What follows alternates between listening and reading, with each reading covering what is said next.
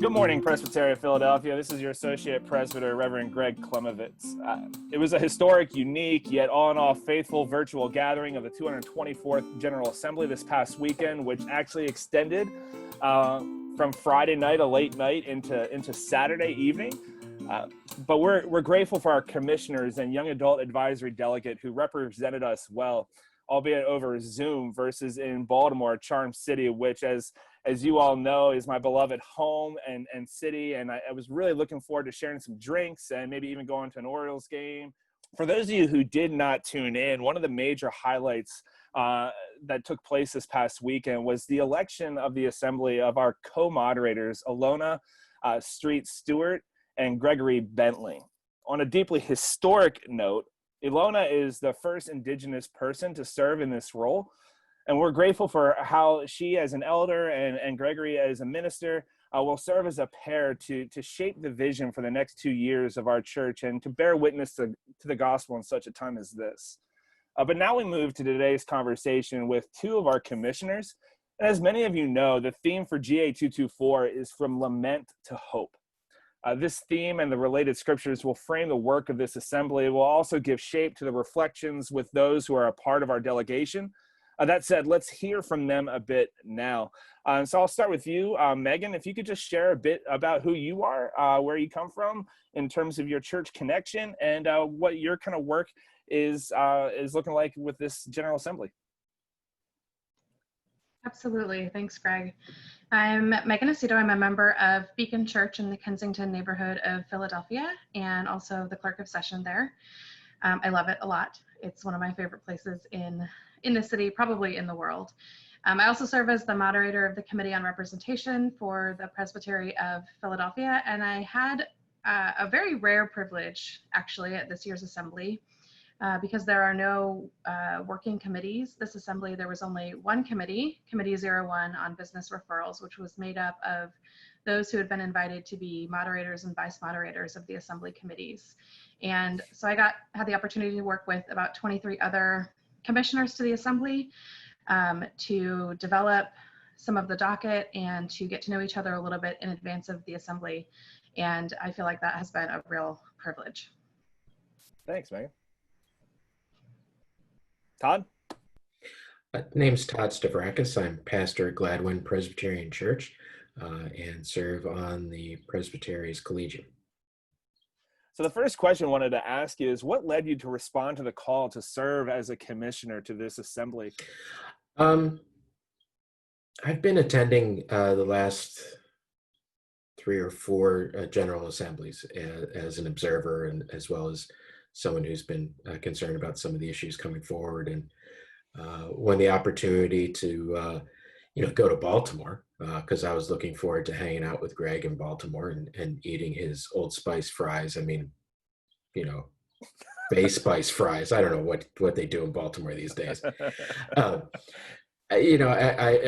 was asked if I would serve. I was sort of overwhelmed to believe that I would be a part of how the Spirit guides our denomination, electing its, our latest moderator, and so I was moved to be approached, and have been looking forward to this. And even though it's been different, it has certainly been very interesting and meaningful to be a part of the conversations to date. How about for you, Megan? I mean, you're someone who is well versed in some of these systems and institution sides of the church, is being intentional about the word call. What led you to respond to this as a call to serve?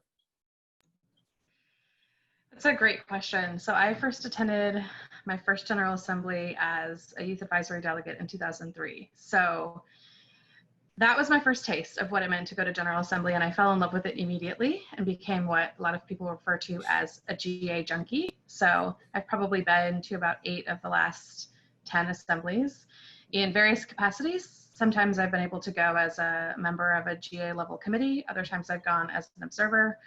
And to be totally honest, the work that I got into in 2003 was incredibly energizing and life-giving. And I knew that as soon as I had the opportunity to go as a commissioner and to get my hands back into that work in that capacity, that I was going to say yes to it.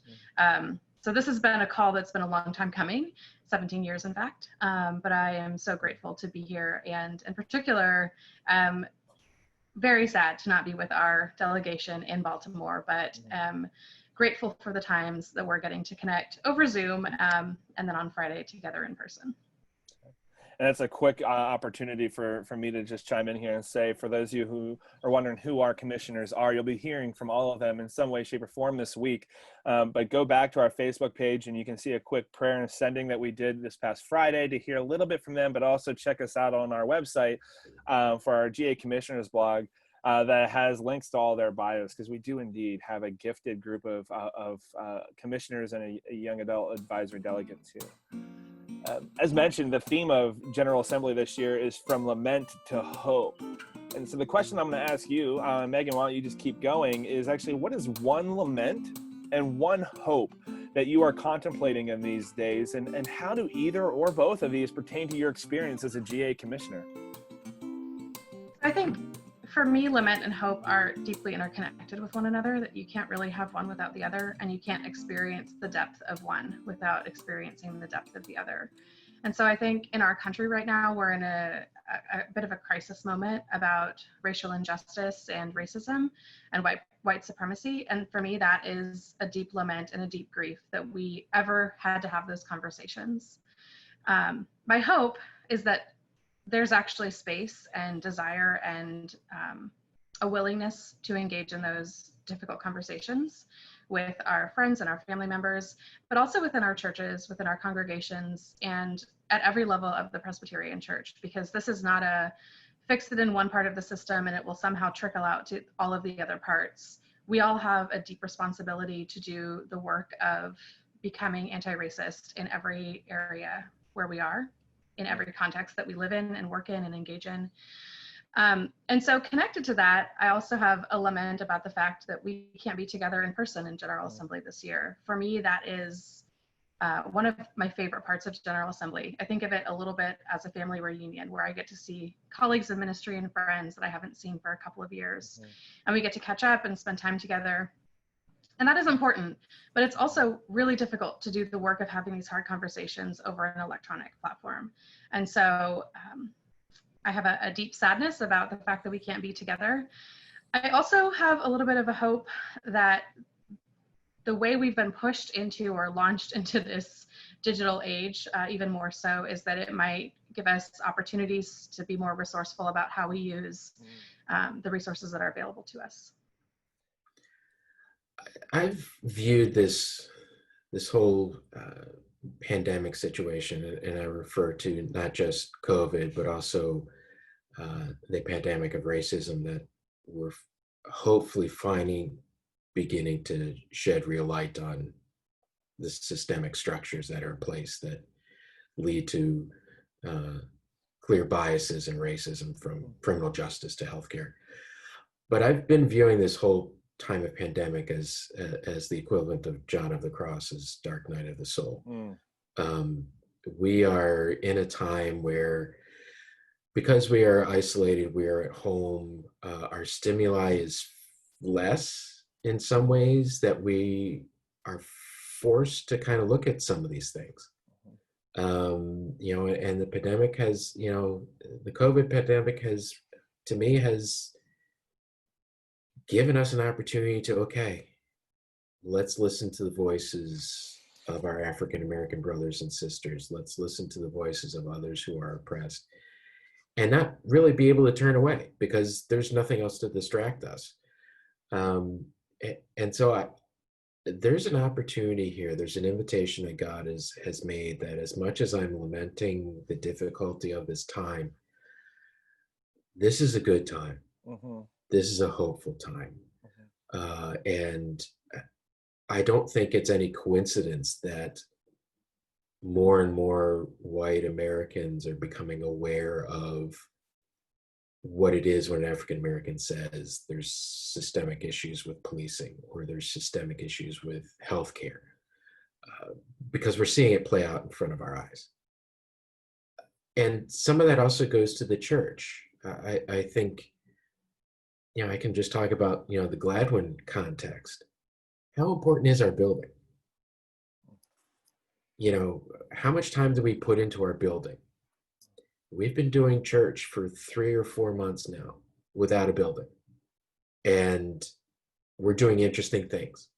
So how important is the bricks and mortar? How important, and as much as I agree with Megan that I regret that we're not able to be together at the GA in Baltimore, how necessary are some of the things that we usually do at a GA? Are we able to focus less on sort of the things we have to do, and can we let go of some of those things and maybe focus on the prophetic witness of the church? Or there are ways that we could use technology to limit the amount of time we need to spend in one location and save resources for something else. Yeah. So I think we have, the hope is that we have all sorts of opportunities that I think we can now look at. And so that's how I've been viewing the last several months, as well as this GA. I mean, what is our opportunity and our invitation in this GA? Well, why don't we hang with you for a moment there, Todd? Thinking about that kind of spirit of the GA and how do we go about that work, as you said, where have you seen the spirit at work in doing just that in your service as a commissioner thus far? And I know typically that conversation would be able to be nuanced differently because more might have taken place by now, but really virtually we've only gathered on Friday night and Saturday, but the spirit is still there nevertheless. Where are you seeing it? I was very moved. The commissioners from Philadelphia, we had a gathering last week on Zoom, and we sort of talked about sort of some of the things that we would hope come out of the GA, but also the reality of, and this was voiced by many of us, of how many times do we need to pass overtures or resolutions before we actually start doing the work of Christ. And so there's a spirit amongst our commissioners of, yeah, this is important. The GA work is really critical. But really, if we're not going to translate the work that we do at this GA into real change in our communities, then what's the point? And again, I think there's a different perspective. We heard many voices, particularly on Friday night, of folks understanding that there's a lot of work to be done ahead of us, and most of it has absolutely little to do with what we're going to be talking about at GA. And that there is this sense of it's not the paperwork that we push, but it's the movement of the Spirit in our hearts and in our communities, and the work that we do to transform lives that's really critical. And so the Spirit is alive and well. You can feel it. Amen. Thanks, Todd. What about for you, Megan? Like I said earlier, one of the things I love about about General Assembly is getting together with folks that I haven't seen in a really long time. And so I worried that would be totally missing from this assembly. But I think the work of the Spirit is a lot about connecting us as people of faith across time and across space. And so even when we can't be near those that we would like to be with, there's a movement of the Spirit to draw us together in unity in pursuing the work of Christ. And so more than anything, I'm trying to pay attention to that. I saw it in a really small way on Friday night as I scrolled through approximately 32 pages of Zoom screens. And I saw people that I know from seminary. I saw people that I know from my work at General Assembly. And it was really neat to just kind of see them in that space. It was a very dim picture of what it would have looked like if I could have run up to somebody in the General Assembly plenary hall and given them a hug or spent 30 minutes over a meal or a drink catching up. But my sense in that moment of saying hi to people, so I'd see somebody and I would send them a text and say, I saw you in the Zoom room and it was really good to see you. I hope that things are well and maybe we can catch up soon. The movement of the Spirit, I think, is all around us and it's before us as we head into the 2 days of the plenary session this week. But we just have to be paying attention to it. And I think it can be very easy to get distracted by being virtual rather than in person, which has its own risk of distraction as well.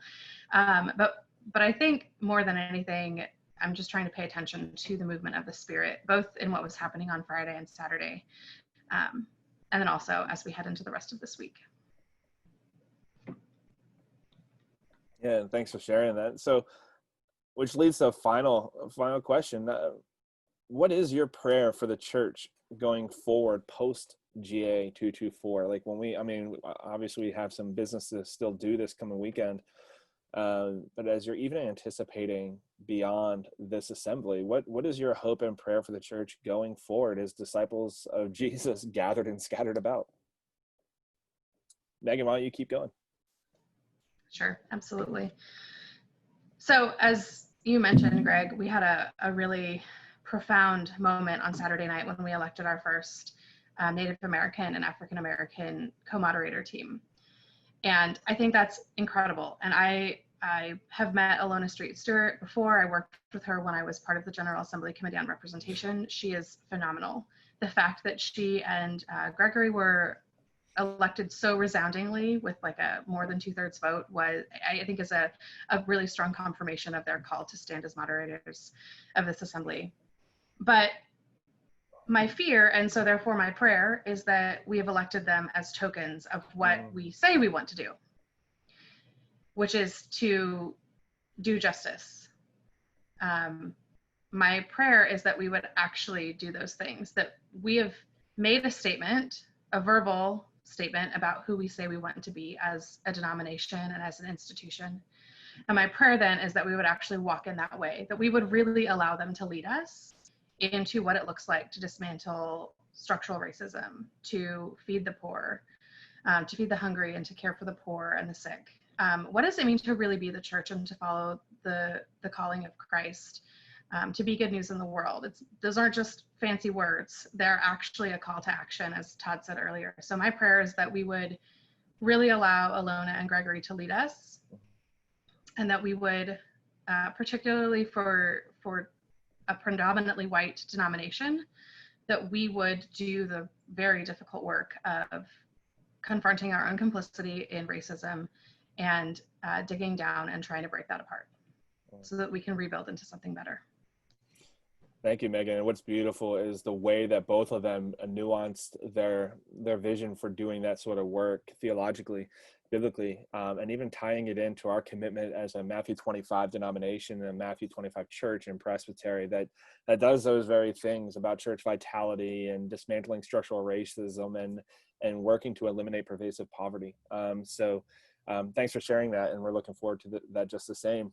Todd, what about for you? What is your prayer for the church going forward? I was actually struck and profoundly affected by some of the work that Megan's committee on referral that prepared us for the work ahead. Is I think everybody's aware that we have a narrow focus at this GA, and on some regards it's difficult, and on other regards that's probably the best case scenario. But one of the guidances that committees, I think, has sent to not just to the commissioners, but the whole denomination is, just because we're not going to vote on some of the things that I think many of us would want to vote on, primarily on social justice and social witness issues, that's work that we're supposed to be doing anyway. And I think that was a prophetic call to us. The Presbyterian system is not top down. And it's, we don't gather as a GA to get dictates from on high to take to the people. A lot of these things are things that we could be working on yesterday, tomorrow, and next week in our own communities. And so my hope is that, the GA commissioners will take that prophetic call that comes from that committee and make it real. We don't need to wait 2 years before we make a statement on anti-racism. We don't need to wait 2 years to talk about family leave. These are things that the church needs to be addressing now, and we need to stop kind of waiting for dictates from on high before we do it. And so my hope is that because we do have this very unusual GA, that is going to leave a lot unsaid, Mm-hmm. that we will take that as a movement of the Spirit to say, I've given you everything you need. Mm. Go out there and change the world. That's right. Todd and Megan, I mean, I couldn't have asked for more thoughtful and faithful responses from you on these questions. And I think one of the things that both of you are pointing to is that GA is a collection of leaders in our churches. The work of the Presbyterian Church is just that, the work of the local church.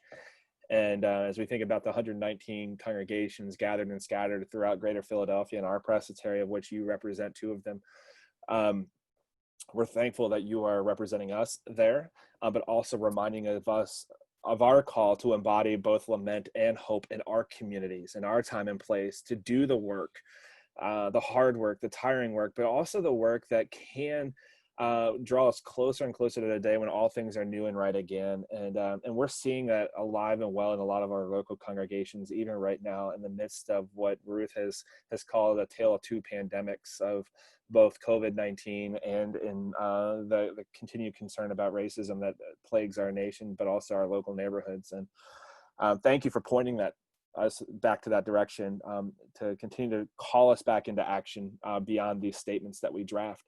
That said, we are praying for you in the days ahead. We're thankful for the way that you're serving. I want to remind folks, though, that there are 2 ways that you can engage in that justice work that usually frames some of our General Assembly. This past Saturday, General Assembly participated in the national virtual march on Washington with the Poor People's Campaign. You can check that back out on their Facebook page, the ways that they spoke about how to dismantle poverty and other issues of justice that is wreaking havoc in our nation and in our neighborhoods. But then also the offering that is going to be collected, and you'll be able to learn more tomorrow at 3 o'clock, tomorrow being Tuesday, goes to support a ministry and a collaboration with the Presbyterian of Baltimore called Youth Rising Coalition. So be sure to check those out.